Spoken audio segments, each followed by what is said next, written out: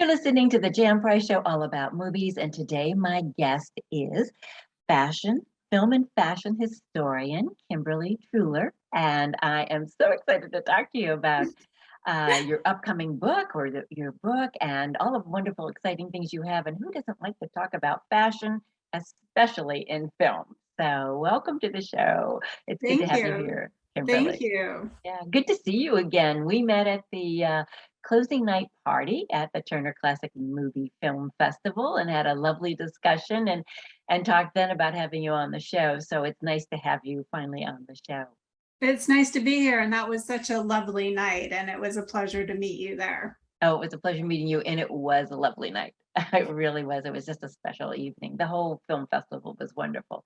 It was good to be back, for Yes, sure, for that sure. seems to be the refrain. Everybody was just happy to be back there, and it's a community that's unlike any other. It's much more like a family than it is just a bunch of film fans. So many of us have gotten to know one another quite well over the years, and so many of my film family have supported me over the years, so I just adore them all. You're right. You're 100% right. It's completely different than any other film festival you will ever attend. And I met a lot of people this year where it was their first one, and Oh they were super excited. There were quite a few, and then there's many who've been coming to every single one from the beginning. So yes. it's always fascinating, but it is like old home week. You bump into all your old friends, and it's a fun film festival. For all of you who are listening to this show, if you get the opportunity, it's usually held in April in Hollywood. And it is a wonderful film festival. So seek it out next year and get your passes early because they sell out quickly. Here's a Yes. little plug for Turner Classic Movie. Why not? Why Yeah. Well, not? let's as long as we're on the Turner Classic Movie discussion right now, let's talk about you were involved in this new film series that Turner has on right now called Follow the Thread, which is absolutely fascinating. Let's talk a bit about that and about your segment and how you've been involved with Turner Classic Movies. Goodness. Well, there's a lot of questions in that one question. Yes. So, first, Follow the Thread. So, Follow the Thread is a series that they're doing every Saturday night in June and July. And I've heard rumblings that it's been so popular, they may even extend it into August. Wow, And so, good. host Alicia Malone, she has guests on every Saturday night, ranging from Bob Mackie. There's other like many fashion designers and costume designers, and they discuss influential costume design, whether it's how it's impacted them personally or how they've seen it influence fashion or popular culture even. It's a subject that I'm passionate about, and I was just fortunate. They've known me for so long. So they brought me in to be one of the special guests featured in their interstitials. There's mini documentaries. So they're showing them on air, but they're also now available on HBO Max. There's an enormous section of the TCM Hub on HBO Max where you can see this special content along with 72 additional films. So they've really taken a deep dive into this to celebrate the impact of costume design in film. And so I'm featured in the ones called The Stars and Their Designers, and then also the one that's called Dress to Kill, which is on the costume design and the crime genre. That leads us to your book. Right. Good It segue. all connects somehow. Good Yes. segue, Kimberly. Very good segue. Well, first of all, before we even get into that, I am so excited that Turner and is showing more of these well, not only their films on HBO Max, but the special series and other things, and that they're starting. My understanding, I don't know if they have yet, that they're going to be doing the intros as well on HBO Max. And so that's great for those of us who have HBO Max and like to watch it I think the relationship between Warner Brothers, who runs HBO Max, I think the relationship between them and Turner Classic Movies has been evolving, and I think the appreciation for what Turner Classic Movies does and what it means to so many people. They've seen that over the years, and so yes, I think that they're putting much more that contextual content, which is it is part of the reason that people love Turner Classic Movies, that they're not just slapping these films on air without any rhyme or reason, that the programming itself puts it in context, but then the hosts, of course, delve into the history and the backstories.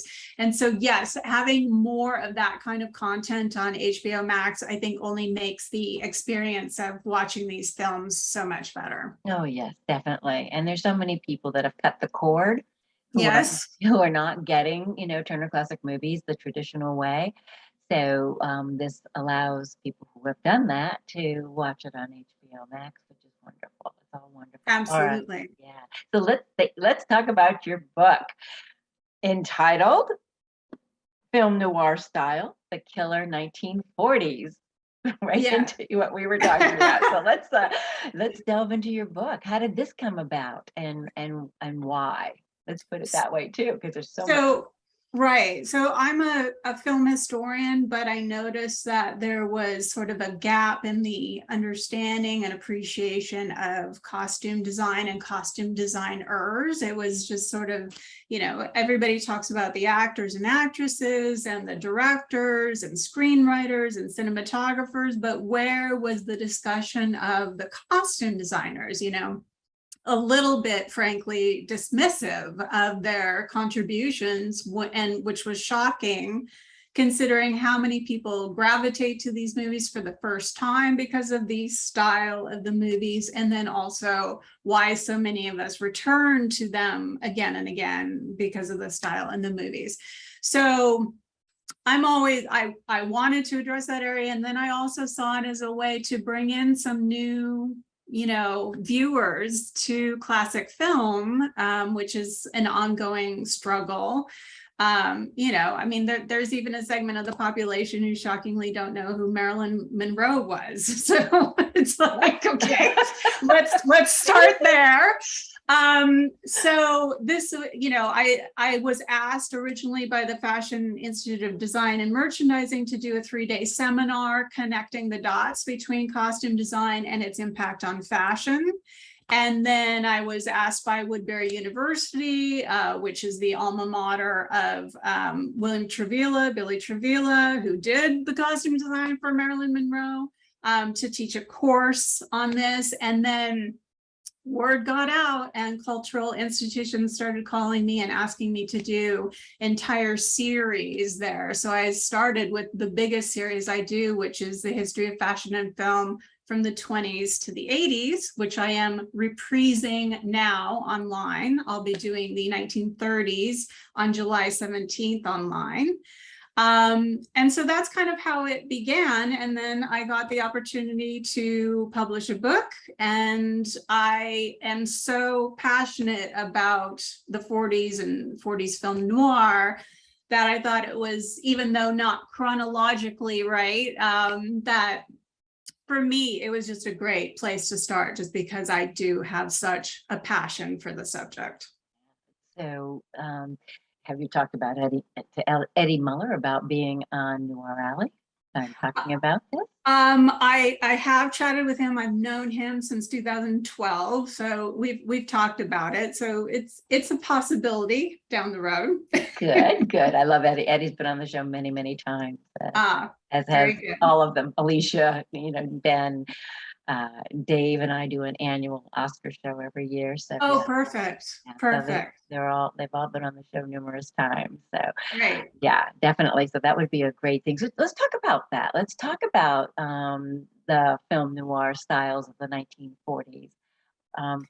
Tell us a little bit about why this particular genre, and what does that mean? How is it different? How's the film noir, the costumes of film noir from the 1940s differ from perhaps a non-film noir film costume? Sure.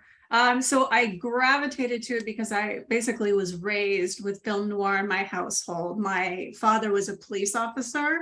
And so one of his favorite things to do was come home in the middle of the night and put on, back then it was VCRs and VHS, but he would put on the Maltese Falcon or the Big Sleep. And so even as a very young girl, not only was it my introduction to film noir, but film noir was my introduction to classic film for that matter. And then my mother is a librarian, and so she always had Dashiell Hammett, Raymond Chandler, Kane, everybody, everybody, we were reading or watching something of film noir almost all the time. So film noir, I mean, Eddie likes to call it suffering with style, which is appropriate that I would do a book on that very thing.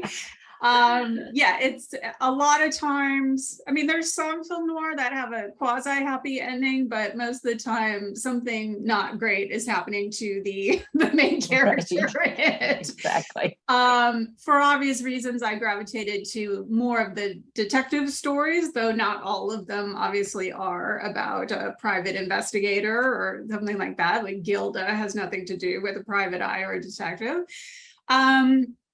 But so that was the start of it. And a lot of 40s film noir is defined by the decade itself. So a lot of the decade is the war years. And during the war, there was rationing on fabric, which a lot of people either don't know or forget.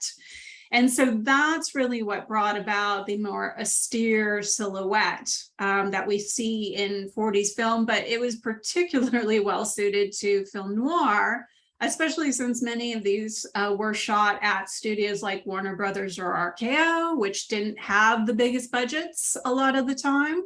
And then just the subject matter itself didn't always demand over-the-top glamour. There's certainly glamour, again, to mention Gilda. There certainly are film noir that have that as part of it.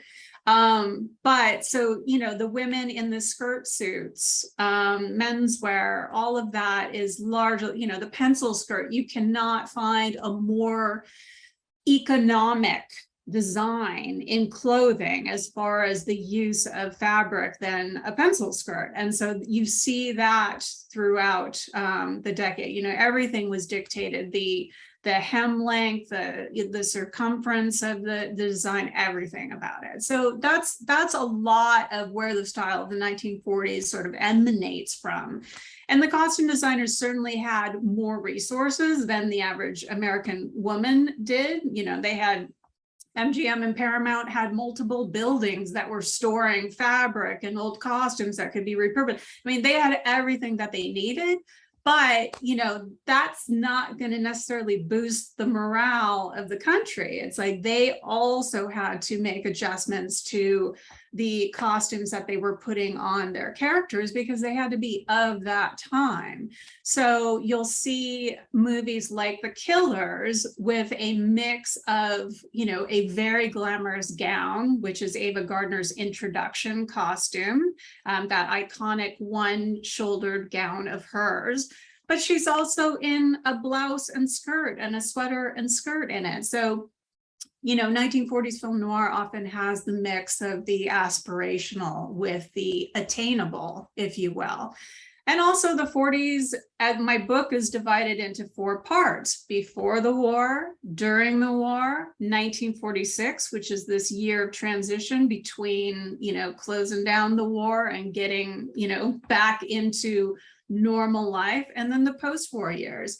And each of them had, different restrictions and, different aspirations as far as fashion at the time. How did you get involved in this? What made you become a fashion historian?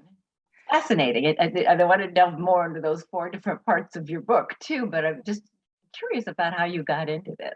Well, it's funny because if I work with the fashion industry, they call me a film historian. If I work with the film industry or TCM, they call me a fashion historian. And really, everything I know about fashion emanated out from film. Everything started there. My own style guidance started there. And anything that I learned about fashion, or quite a bit of it, came about because I studied the costume design, and then that just took me down the path on how it was impacting fashion at the time. And I also did have a vintage boutique for a few years. And so in that, I was, researching the pieces that I was acquiring for my own collection.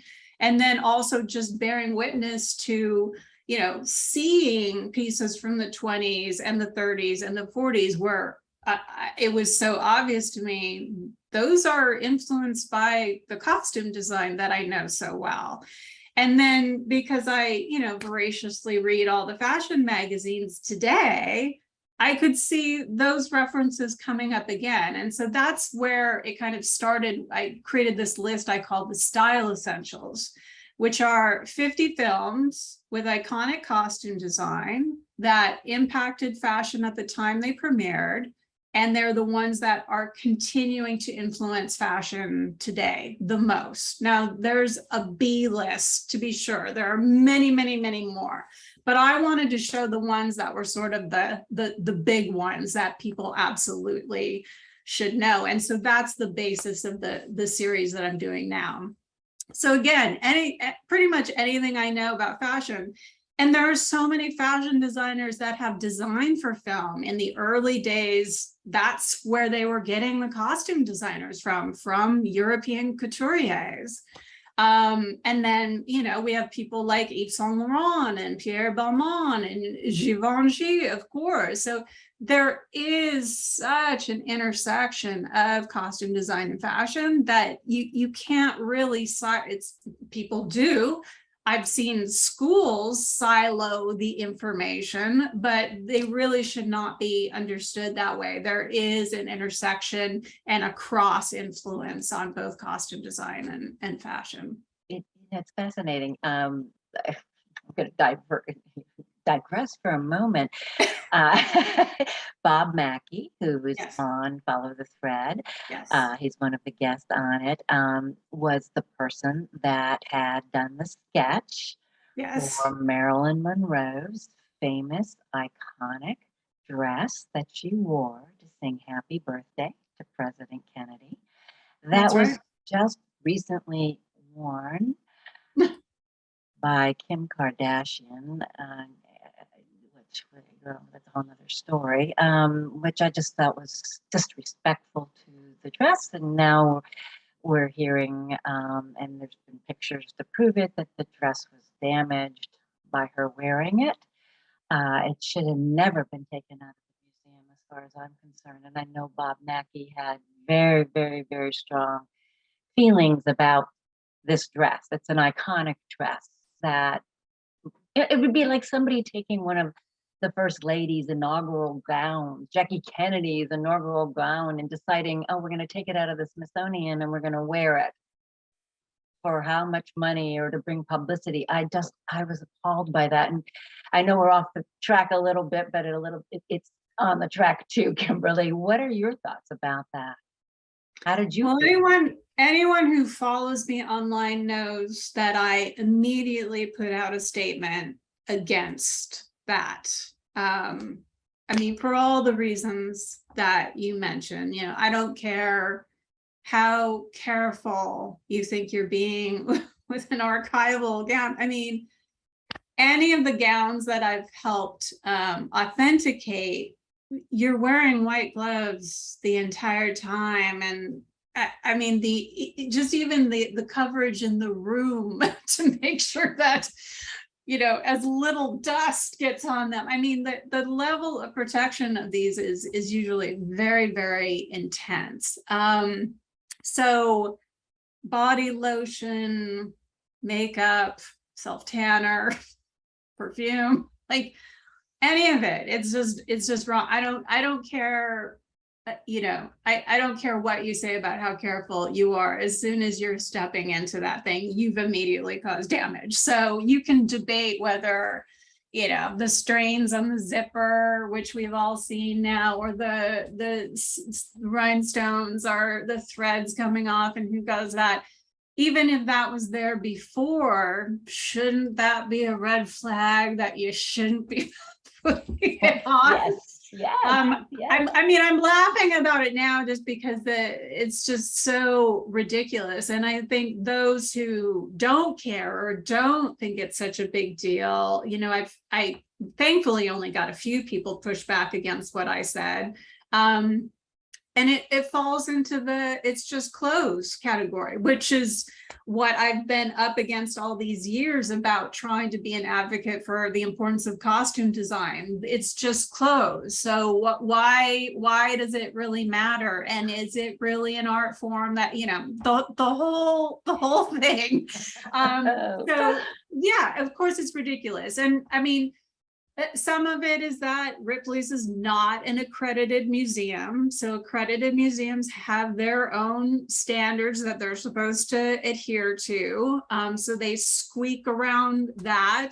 Same with Heritage Auctions, which loaned her the other Marilyn Monroe dress that Marilyn Monroe wore to the Golden Globes. So she wore not one, but two actual gowns. Oh, yes. No. Oh, I did not yes. know about Oh, yeah. That was her after party dress. So yeah, the story got worse.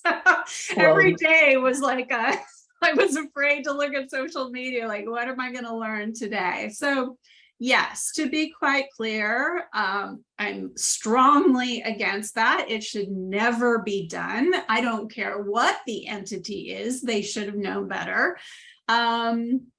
And I mean, you can just even see the ridiculousness of the promotion that they've got now. They're not promoting it as at Ripley's. They're not promoting it as Marilyn Monroe's gown. The big type above the picture of the dress, you know, promoting it is, this is the dress that Kim Kardashian wore to the Met Gala. So she's now superseded the original wearer. She's completely messed up the provenance of the dress, because that dress should be, it ends with the last wearer of the dress. So that's now ruined. I mean, people just, yeah, it's frustrating. The only thing, you know, the only positives I can take away from this is that it seems like the world has gotten an education on the significance of certain pieces of costume design, that they are as culturally significant as, you know, a great painting, for example, you know. I mean, just so much wrong in that story. Oh, there is. And, you know, and that dress was sewn on Marilyn's body, basically. No, not basically. It was literally sewn on her. So yes. Yes. And Kim Kardashian does not have the same body as Marilyn Monroe. None of us have the same bodies. I don't care what you do to diet or whatever. That's right. The body types are different. None of us are, there's no two people who have the same body type. That, you know, so it just appalled me. It continues to appall me. And now that I'm hearing that she wore a second Marilyn dress, it appalls me even more. Yeah. For those of us who love Marilyn Monroe, yes, you know, we all have that, you know, that part of our image of ourselves, and part, you know, whatever that psyche, a little bit of that Marilyn Monroe psyche is there for many, many of us. And yeah, I just saw a wonderful documentary about her. But anyhow, well, and that's the thing. I mean, you know, she said that she did it because she loves her, that she's doing tribute to her. Of course, it's completely disrespectful what she did. And she could have absolutely had, and she did have a replica made. She could have just said, this was done to the detail of the original one. Here's the story behind the original one. Promote where the original one was. Yep. She still would have looked that exact same way on the Met Gala red carpet. The story still would have been there. And yet, no. Oh, Kimberly, no. I agree with you so much. I did not know we would get into this topic, but it's timely. It is timely. And I mean, it shows it. I mean, again, one of the silver linings was I had a huge example of the importance of costume design. I mean, it was designed, Bob Mackie did indeed do the sketch. He was working with costume designer Jean-Louis, and Jean-Louis did the costumes for Rita Hayworth and Gilda and many, many others. And so I think it did educate a lot of people. I mean, the cost is pretty high for that education. But I do think other institution is too respectful a word, but other institutions may check themselves before doing this again, just for the blowback that they might get from it. I hope so. Let's hope so that they Yeah. definitely do. Kimberly, oh my God, we could talk about so many things. By the way, I just want to tell you, on the cover of your book, you have a picture of the beautiful, stunning, amazing Rita Hayworth, and I looked at the shoes. Ava Gardner. Oh, is it Ava Gardner? Oh no, Ava Gardner. Yes, from The Killers. Oh, what? Oh, maybe I looked at something else. Did you have something else with Rita Hayworth on the cover? There's Ava. There's okay, the book. That's the one. All right, then I apologize. Okay, don't have my glasses on, but I did notice the shoes, and I have those exact same shoes. There you go. Now, what color are they in? I have red. They're not red. They're red. Black. And I looked at them, I said, oh my God. And my shoes are like 25 years old or whatever. I've had them forever. But I noticed, I said, oh my God, those are my shoes. Anyhow, where can people find the book? You have online classes. Where can people find you? I mean, it's fascinating. Anybody who loves film, anybody who loves fashion, you are the go-to person for that. And we want people to, you've got a wealth of information. We'll have to have you back on the show. We'll talk about many more things. But where can people find you and find your book? So my home online is glamamor.com, GLAMAMOR. So everything can be found there. You can sign up for events there. I'm also Glamamor on every single social media platform there is. So if you choose to follow me, that's me.